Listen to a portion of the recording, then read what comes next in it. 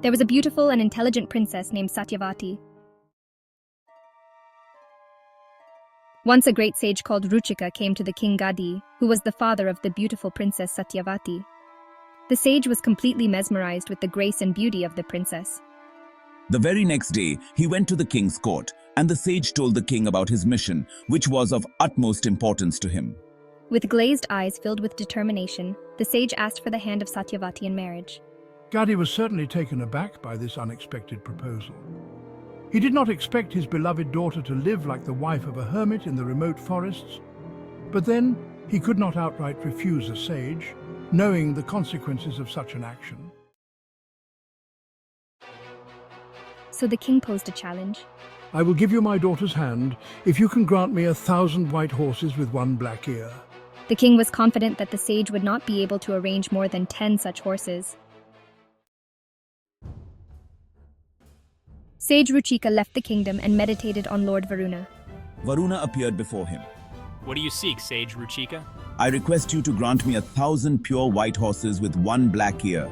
Sage Ruchika's wish was granted immediately. After this, King Gadi was left with no choice. Hence he gave his only daughter in marriage to the sage. Much to the surprise of everyone, I adjusted to the life in the hermitage very well. She was loved by everyone in the hermitage and around it. However, she had one worry which was eating her, gnawing at her heart day and night. Once Sage Ruchika asked me about my worry, sensing the unease in my demeanor, and I replied that I am worried about my father, as I am the only child and there is no one after him to look after the kingdom. The burden of the entire kingdom's future weighed heavily on my shoulders. I smiled and told my wife that if she would have discussed this earlier, I would have solved it. There is always a solution to every problem, no matter how grave it seems. By the power of his meditation, he picked up 2 potions and handed them over to his wife, instructing her to give 1 potion to her mother. His wisdom and knowledge were unparalleled. That potion had the power of the warrior's energy stored in it, so the child born would be a powerful warrior and a good king. It was a solution that promised strength and leadership. And the second potion had the power of the sage, embodying wisdom and spiritual strength. The child which would be born from it would be a powerful rishi, a sage of great repute and knowledge, ensuring the kingdom's prosperity and spiritual guidance. However, when Satyavati gave the warrior potion to her mother got doubtful and interchanged the potions. So, I ended up drinking the warrior's potion and my mother drank the sage's potion. Born to Gadi's wife was Kaushika.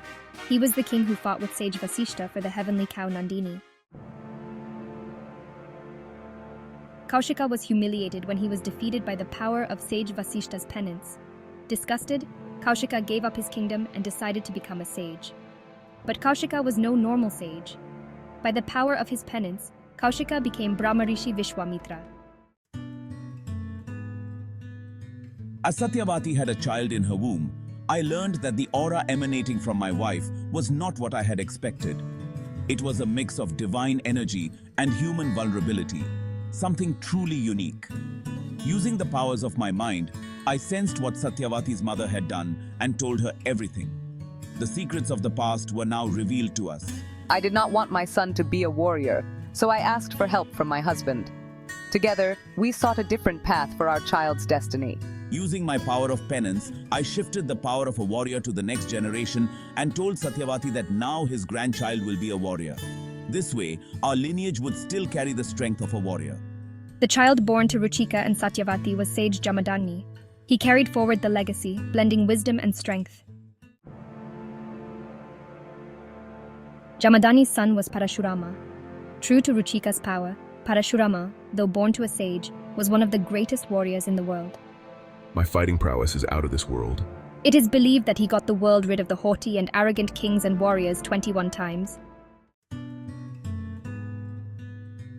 When Parashurama met Rama, he realized that it was no longer necessary to destroy the warriors and kings of the world.